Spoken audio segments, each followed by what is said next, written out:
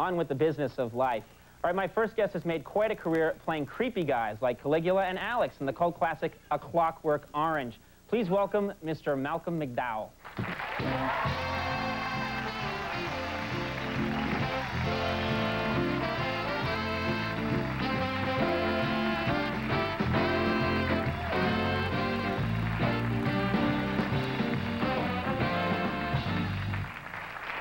Thank you very much for coming. My pleasure. Yes. Singing in the rain there. Yes. Yes, actually that was played in...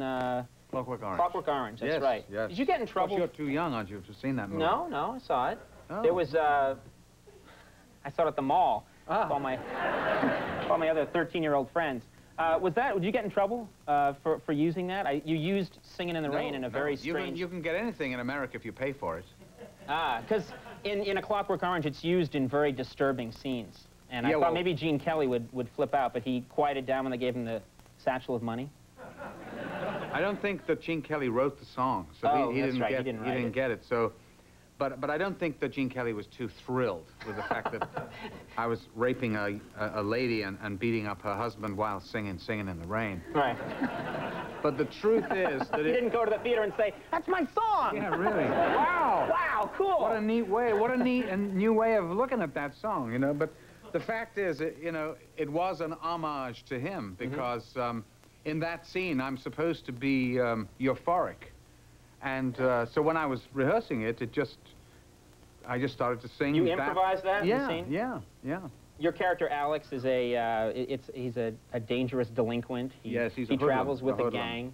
And but his one redeeming feature, he loves Beethoven. Oh, I thought it was that he wore a bowler. Well, that's another redeeming feature, but that's just to say that he's English, you know. Well, this was it was a very disturbing movie. It came out, when did it come out? In 71? Yeah, 1971. It's like, when I see bits of it now, it's like looking at my son, you know. It's so long ago, it's so weird for me to see that movie now. Well, it had a big impact on young people everywhere. Yeah. I mean, it's very pre-punk in a way, you know, It is pre-punk. It was yeah, I mean, in some newspaper, I think they described me as the father of punk. Which was kind of because of that movie. Yeah. And the way you talk in that movie is very arresting. It's you have your own language in that movie. It's a wonderful language that Anthony Burgess, who has since passed on to that one up in the sky. Unfortunately, he died a couple of weeks ago. But he wrote a novel while from remembrances when he was in Moscow, and he was, he'd go into a coffee bar.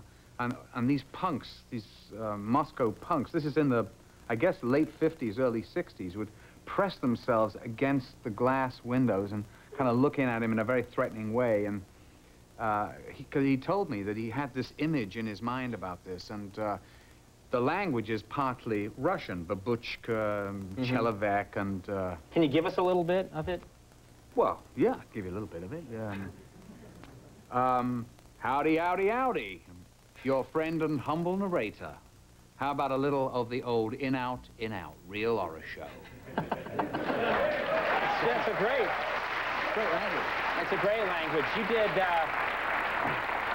You did the movie that probably had a bigger impact on me. I grew up in Boston, and when Caligula came out, it was a big deal. I heard it had a big influence on you, didn't it? I can see it in the show. I can see that it had a big influence on you. The way that you do the show kind of reminds me. Yes, I'm a lot like a mad emperor when I come out here. Yeah, that's right. Yeah. But in Caligula, first of all, it was a movie that was Guccione was behind the movie. Is that right? Bob Guccione. Bob Guccione. Yeah, he was behind the movie in every way. And were you aware that the movie? Were you aware that the movie was going to be that sexually explicit? I've heard it rumored that because Peter O'Toole's involved, John Gielgud's involved. Sir John Gielgud, sorry. A Knight of the Realm in a porno movie. It's a porno movie. That's what I said to him. How come, Sir John, that A Knight of the Realm is in a porno movie, you know? Oh, I don't think so. It's rather a good film, isn't it? For Didn't he? I just come from the set. Have you seen all that? I've never seen so much in my life. And say, no, John, I haven't been on the set yet. Oh, I've never seen anything like it. He said, the band's all naked. You can see their asses and everything. And he still had no idea Oh, he Sir loved John it. Gielgud had no idea. On 3rd Avenue. He was shooting Arthur here, and he said, "Have you seen the movie?" I said, "Well, no, I haven't. I'm rather disgusted by the..." He said, "Oh, do go. It's frightfully good."